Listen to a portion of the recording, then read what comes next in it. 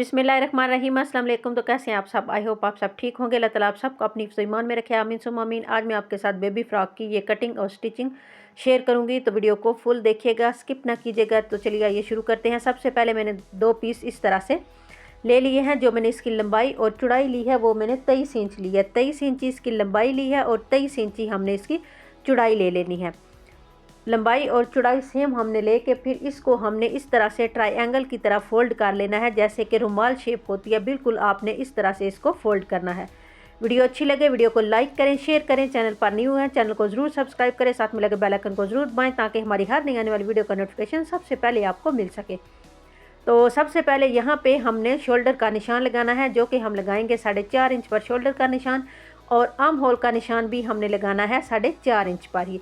Same shoulder और arm hole का निशान हमने सेम लेना है। फिर यहाँ से हमने इस तरह से एक लाइन लगा लेनी है और ऊपर से भी आपने पहले इसी तरह से एक लाइन लगा लें। 4.5 इंच तक निशान लगा के पहले एक लाइन लगा लें और फिर यहाँ से 4.5 इंच पर इसी तरह से निशान लगाकर और यहाँ पे जो है वो कंधे की गुलाई कर लें। चेस्ट जो हमने इसकी ली है वो हमने ली है 8 इंच। 8 इंच पर हमने इस तरह से चेस्ट के लिए निशान लगा लेना है। इसके बाद हमने इसकी लंबाई का निशान लगाना है। तो जो मैंने इसकी लंबाई ली है वो हमने रखी है 16 इंच।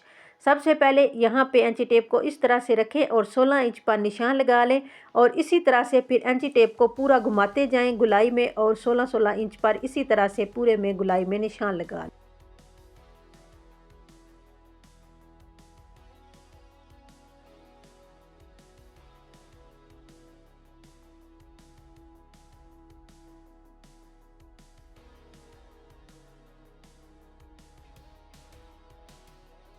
इसके बाद नेक की चौड़ाई हमने 2 इंच ली है और लंबाई हमने 2.5 इंच ली है। सेम बैक और फ्रंट नेक की सेम हमने लंबाई और चौड़ाई ली है।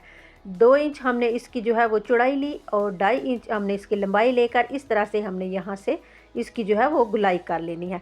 अब यहाँ से भी हमने इस तरह से स्केल के साथ इसको मिला लेना है। ये जो हमने चेस्ट का निशान लगाया था इसको नीचे तक हमने स्केल के साथ इसी तरह से मिला लेना है और फिर इन्हीं निशानों के ऊपर हमने इनकी कर लेनी है कटिंग।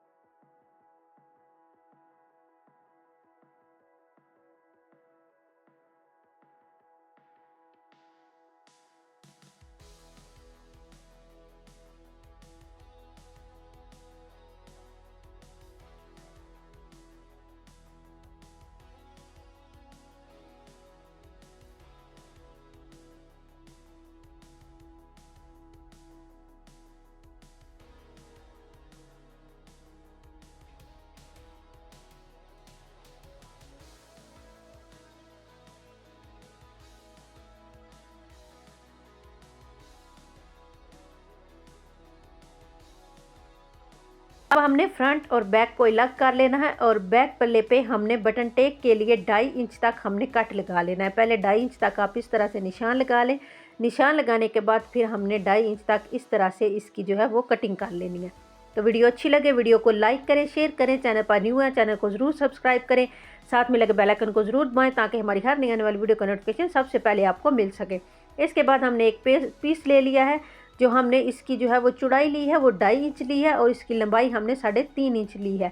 इसके बाद हमने इसको इसके ऊपर बटन टेक के ऊपर रख के इसी तरह से हमने इसकी भी कटिंग कर लेनी है। इतनी जैसे हमने पहले 2.5 इंच तक कटिंग की थी इसकी भी हमने इसी तरह से 2.5 इंच तक कटिंग कर लेनी है।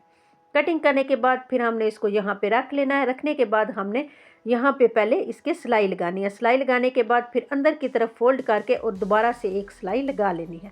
तो इस तरह से हमने इसकी बटन टेक जो है वो तैयार कर लिया है। इसके बाद हमने फ्रंट पल्ला जो है वो बैक पल्ले के ऊपर रखना है और सबसे पहले हमने इसकी शोल्डर की सिलाई लगा लेनी है। दोनों शोल्डर की हमने इसी तरह से सिलाइयाँ लगा लेनी है।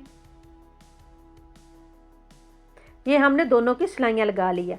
इसके बाद एक आपने उरेब पट्टी ले लेनी है और यहाँ पे नेक पे हमने रख के लगानी है। ये हमने पट्टी सीधी साइड पे लगानी है। इस तरह से पूरी गुलाई में हमने घुमाते जाना है और इसको सिलाई के साथ अटैच कर लेना है।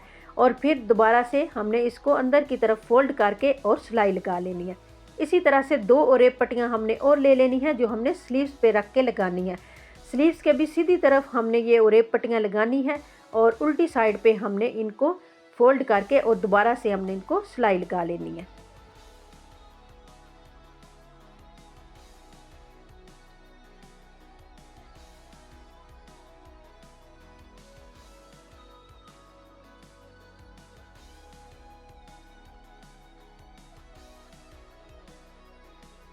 इस तरह से हमने नेक पे भी पट्टियाँ लगा ली हैं और रेप पट्टियाँ, और स्लीव्स पर भी, दोनों स्लीव्स पे भी हमने इसी तरह से जो है वो पट्टियाँ लगा के इनको फोल्ड कर लिया। इसके बाद हमने फिटिंग की सिलाई लगानी है। पहले हमने एक साइड पे फिटिंग की सिलाई लगा लेनी है और फिर दूसरी साइड पे भी इसी तरह से दोनों पल्लों को पकड़कर आपस में मिलाते हुए और दूसरी साइड पे भी हमने इसी तरह से जो है वो फिटिंग की सिलाई लगा लेनी है। फिटिंग की सिलाई लगाने के बाद फिर हमने नीचे से बारीक दामन फोल्ड करना है। इस तरह से एक बार इसको फोल्ड करें, दोबारा से फोल्ड करके पूरे दामन को इसी तरह से हमने गुलाई में फोल्ड कर लेना है। तो इस तरह से ये हमारी बेबी फ्रॉक बन के रेडी हो चुकी है। बिल्कुल आसान तरीका मैंने आपके साथ शेयर किया है। तो आज की वीडियो आपको कैसी लगी हमें कमेंट्स में ज़रूर बताएं। हमारी वीडियो को लाइक करें, शेयर करें, चैनल पर न्यू है चैनल को ज़रूर सब्सक्राइब करें। तो इंशाल्लाह मिलते हैं नेक्स्ट वीडियो में न्यू डिज़ाइन के साथ। तब तक के लिए इजाज़त दीजिए और अपनी दुआओं में हमेशा याद रखिए। अल्लाह हाफिज़।